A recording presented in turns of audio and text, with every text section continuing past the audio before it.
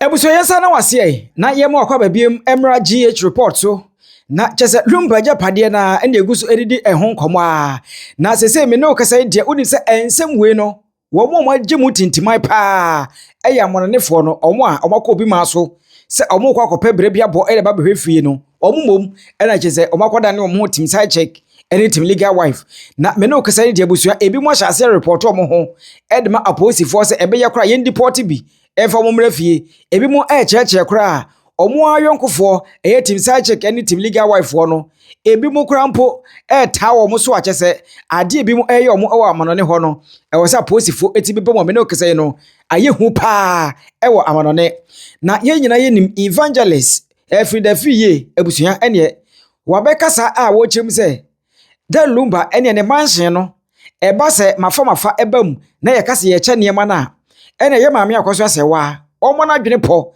se enya de pa se sa manhye no eba bedi ni ho enya ne de biara da enti won fanto ni tim ne nsam de free etimi akabi ene okeka ya ma ekodu ba bi no ye nyina ye nim kwaku Kristo wono eye nipa wo kasa pa edema tim legal wife ye Maame Akosua Serwaa se de chese free a report no e de ma posifo se ebe ya ombe yira branten pachi efana mra Ghana ene nsam de bebre na ye ni kai enwura mu na ye nkohwe free wa abra wo chese Lumba manhye no ye Maame Akosua Serwaa wo twini mu ene betere eye pekora enya de se sa manhye no ne nsam betimi aka no ye nko ni nkotie sa ensam no. It does not belong to Maame Akosua Serwaa. And then belongs to Lumba and nani dimu. And then is that better? Me say is legonfie. And come Maame not even one room. So some people have to get it into their head. Bam. They are scored. Bam. Score. One room kura come Maame Akosua Serwaa. Enunti any fabricated in atemdidie and in guasia kenakeda. Kenakeda. Radio station no enye daddy Lumba dia o. Radio station no it does not belong to Lumba. Go and do your research. That Lumba or your director was so, Calvin your director was so, Odo Bronii your director, but it does not belong to them. Bam. So we your director wa dia so a na dia na ekoso adwuma eba nkofo oba sika eba eno no na mo che shares ena ye chesika no profit ni ade beba but Maame Akosua Serwaa your name even is not part of the document. The document. Nti se boni mu a radio daddy Lumba company bi ewa bi enye Lumba dia. Baby da. They said the farm radio station ebe farm ways le gon honso because I know she a company e. Ofifo. Said daddy Lumba trust na was sign ye ne kire say. Munko read the meaning of trust. Daddy Lumba won't be on issue. He doesn't have nothing. It is a good nimua. People never down. And Odo Bronii hiding the age. Me patrol for Nsemsem Odo mutina munsu. Because I tried Daddy Lumba ombe ready the trust and this anya member baby bewu. Ewa hapu isu. And you better near Bamoso. Bebrebe yale, bebrebe ko omo DP o se DP. Akwa ko increase your blood pressure. Daddy Lumba, what should I say? Oh yes, smart man. Not be a one kasa. Why a guy? We are not the end. Ya would timid children. You need to 3 years. 4 years now. What the about one thing. Oh yeah, and a Daddy Lumba and a Yankopon say. When did the Yankopon be catch us say? Omofa easily gone dying. Tantra Hill and a year. And a radio station. Now Daddy Lumba no radio station be Yankopon Yankopon started so Japade. Radio station and you Odo Bronii dia. Radio yakasa obi ye director Montiase. Director enyane dia. Daddy Lumba na ni din waso no kra no. The company doesn't belong to him. A company, a corporate on nkofo dia. Nidin and that's also he's the owner of the DLFM. DLFM is under. And now Yankopon say Uncle G is living. Sister Fido, this almost the story from the botch now. They are to be I said, you want to cancel Uncle G is the go ahead. Or the story for Fraba. Yankopon ka se o munko de. Anti freedom but me pese me busa assembi. Iti me pese me busa Maame Akosua Serwaa se. Enti that the Lumba nas oba asase su bebre ye nyina no. Waja hokọ. Me pa cho oti Frida. Who said that? Me pa cho Bomodiana block yourself. Block yourself before I block you. I don't want to waste my energy. Enti say ye two Odo Bronii free ho. Ni edi free ni Maame Akosua Serwaa kotena mu a. Me ba me that obi opeso hu ni bakro ochro ye. Me pa cho uni pana o tresa no. Block yourself as my block. Block yourself. Ene abusua wosumu a eda onya bi a wutie ye no se ne de wo twini mu o wo ye de wo se manhye ne pa de da bi team legal wife won san ka da eno ensem odi tu twa ho nom na kwaku Kristo ene evangelist Frida Free Nsemsem no aye bloody ama me no kasa ne de uramu de a Frida Free a report kwaku Kristo ama posifo achese emo ye hupane enkwai ne enkohwe wo abra evangelist Frida Free a woni Nyankopon di nkitahudie na afede woni nyame asinkyɛn ɛna ɔde aposifo abam yenkwani nkotie ɛkwan afa so reporte kwaku Kristo ɛdema aposifo. What this guy is doing? Have you blocked this person? For me, I have blocked him, but he doesn't care because you know it's a social media thing. When you do it, people will take a screen record and post it. Okay, so through TikTok, is he sending you messages? No. For me, is anyone sending you messages? Yes. Who's sending? Can you show me that? No, for them, they don't send message. They always do video. Posted your pictures back at their back. Your kids, your husband. And can you show me the video of him saying that he'll hunt you down or whatever he's saying? Okay, sir.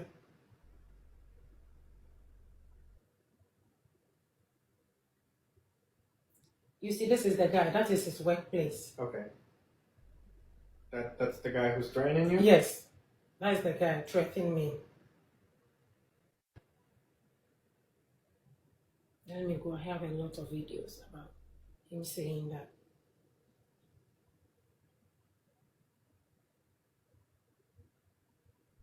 That's my kids.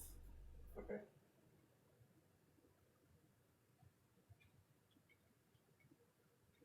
That is the guy. Okay. That is him. Can you show me when he's saying that? Okay. It's a video. Okay. He's saying it in our language. Yeah.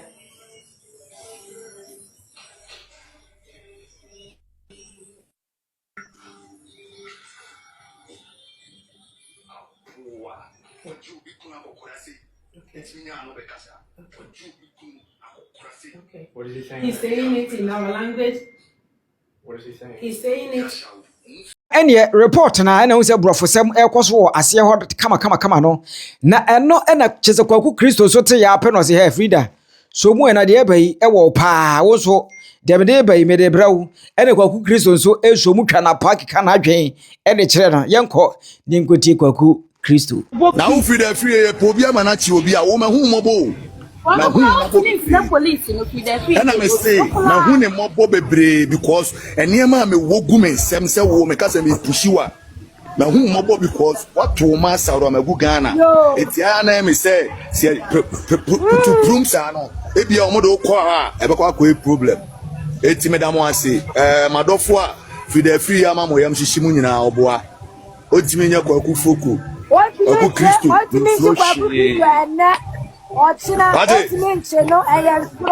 Katia ne say omo mra metwa no ne hu fi asia wo the fictitious story Ukwaya no bi say na grab internet so problem wa otwa obi atu but wona wadi nka dey agro na wona wadi nka what I say on say no ye nyina ye koya obi abekasa ade amoye no social media no am yakochi nipa no na say so on aba say kwaku Frida Frida Free me yiri free chrome ha o ma men ka say me kire o me yiri na me ware no o free chrome ha o ti da me ka kire no eti dwene sa azem na maka ne tietia no na dwene ho what dwene wa ba America e di obi pepa aye adwuma akopem say wakotwa ntro say wa ware akatani a won ware akatani na one ho ahwan na ti no no. And we responsible father or ma won chain. Oh, Menkasa. Oh, now you kasa. Members make come defense kwa. Menkasa. No. Trump administration we no the Trump administration why you show that type of people no. Trump administration. Oh, so then home ba me I don't wanna unse me ade na ye administration I'm not keen in say me but destroy will be life for now bibi. Me no. All I'm doing is say you be making sure say we can defend our mom to get the whatever she deserves. What you say? But Jimmy say first time with Jimmy, you know, I gathered everything. And my wife be making moves. I'm saying no, just chill, you know, just forget about her because at the end of the day, no, you're straight. All by America, the 6 months base and a buy. Abu, I want to do big crata, yeah, Juma, and was I could chant throw any acatenia for a crata, and on a bear for society. What's the MHN city? Me person one den hoba. Adam me war police over bomb me pum. Sada nana free be the biggest problem of her life. Do I make them person me friend no? Me free police aman sisi e to Koswane Jimmy. Ati ne moment ko kan jiro bi asa wache ko ku Kristo aboa. Do you know what it takes to take a man like me down, motherfucker? On fin ati. Adaya me threaten. Yes. Ebusuanti ensem no na wonya bi a wutie ye no de ye mu na yenkodi nkomo wo Charlie akache na Charlie na chese wode na no di sembe to abonten se hwe mo na mo se wotane maame no ne maame twe asem bi ho ne ade na ele ho sensem a o maame ko file ye nyina mo chese o gira so kase ye nyini din firi muti one maame o case ma ababa we ba abonten be keka na adwen bebiri kire se da bi wodo ne maame pa na se woni tim legal wife for se o mo ne ma akra na adwene o mo ne chese adwen pa tim legal wives abo area to Charlie trip no eche kurei na yenkotie ensem a Ashanti Queen beto abonten efa chese advices ahodo legal wives ma Charlie no nam so ama ababa wa no eti asem na sesei won so ba abonten kasa ye ne ade ne yenkotie mu nsem telephone so kwapem se me pon ye me free so be kwabo wan no afre me se da be odi kan so ya frame me conference call joint I call me dey say me we life nti no e ba silence ama na say na akwai gina so me wie ye na me drum life no na me hu say miss call me ba and I'm say na sam na dey won na me kwam say oh you called me what's yan any on silence group call on say na today 12:36 it me wie ye no medical friend no ena wamfa ena me busa say wo friend me ana eti me ye no no asa friend me back eti anadwo ne nyina no na wo nai wo twese e be pon adwa you free so na oh we nya bibia oh you free the pizza boy ah o da be de nya hwe oh wo twen say ye be pon wo twen ese ye be pon na advice bia wo bia de ama no bia no ye nwa ne tee ye ba ne tee waso wafa advice bia na mo de ama ne bia no wafa watwen etie de obia ka ansa no obeka say yen sister ba ko ka bipolar ende ye ne yapa eye ne da yapa nanso no de obia ka no wate yase to say minya na nam and can get legal wife for say they can hear you one more thing now they make you one more thing and we are sorry Shelin oh one more thing make us one more thing then no bro for can you more person so start me Mr. Wo one per minute di pesa enti no yenua no ye ba ya de nyina so oda yase papa se nra ya mfa abufuo se de bi mo ye no no e de abufuo e pam akra na firi ye ho no da bi enya siewie mazi enya siewie na waje atum oh awrade nhyam watete legal wife for awrade nhyam mesi enu a ye be tie ya akopem se poso no otwen ye asem nwanwa ekobo 1 o'clock akwa meko school eso so otwen ye ami apon mesremo munya no ho abotre wate mesremo wate munya no ho abotre wate na nkra no mo krom ase na yo anase nkra ne bi enyo mo nyina ebi ne ewo mo abotre no one hwe ye kra digidig na social media for drama ye fight man we the drama kogu ne so bebra one hwe krampo na nyame mpanwumpo ni ante asempa na ya ante asempa na ya ante because me want me stress sana me hu no want me stress eti ya so ni mu na ya bo na chigom no on party me so on party the nso o koka se wo be ya momo asa akudi na temu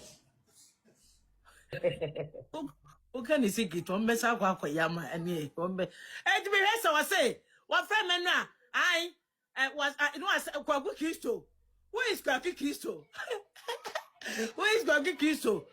Is he part of Team Legal Wives? And I'm saying Kwaku Kristo the enemy I don't know.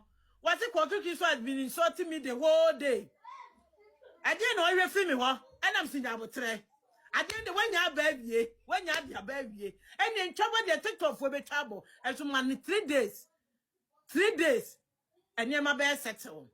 To go kiss so in trouble no akwani hu me ani aka down say enko ba bia like social media dey assemba ye cannot say the city here it is ye nwa na ka nanim a ne nwa panyine no o ma ne ka nanim say the city here ye na bia taking it so soft ama no ye na taking it so soft anye obi aso na be taking it sade ama no into what say yase ehun de pese ye kire no enti mesrɛ mo ye nkwa ne saa why ye gina wa tu de ne ba fie why bibia ni anase we are there for her said the nyina wotimi begina so me pon ye die na chese ono soso no why ready say bibia ni a wo betie ye so enu masem biem because wo bakra na de bia Felicia wo be so okasa na Felicia menga sajwa ana wo be say bibia na me wo bio Pisa kama ne maneka meeting ni wi na kasa mimi and me too homa me wan ba cho why me too homa me one because nipa wo no bedi nkomo ebeka ne kokko masem akyerew ebeka na adwene po enti a wodi ye bibia akyerew ama wo hu de ewom no se nipa kro no mesrew se wo so oba fia de akokro wodo ena manipa na konwa ema netna so hey enkofa hwema because wodi free happy wodi bekọ ne maame so se wodi free ho hey na wodi bekọ ne maame so ade ba kwa nipa nim no wodi free ye so wodi bekọ ne maame so the last will be some say ne mama I am say ne mama ne de maka me mama ne de maka enti mesremo ya do ne bebre ye ntano ye do no ye ntano ye do no ye ntano we part of Maame Akosua Serwaa. We are Maame clear at the me patcho. We are Mr. Udo. We are why. Maybe yo. We are part of Maame Akosua Serwaa. Ne maame enti ne yete ase. Ne maame kwa ate ase aka chen so concentrate on education. Na de won live social media. Ana se wono na de bia wo ye bia for now no. Woni kanye ono ne de wo ye. Ne maame ate ase ama ne ba no. Yeso ate ase ama akora no. Enye gidigidi na ye no ne beko baabi enkokora bihwema enkoka hwema enye asie wie the harm has already been done. Eni abusua ensem na na wonya bia wutie ye no ai eti team Charlie team Papa Shee team Akosua Serwaa ne team Odo Bronii eni ensem no na wache wadwene anase woye team evangelist free year na wache wadwene team Kwaku Kristofo mo so fa mwadwen kire ento comment section wa ha eye GH report makramo.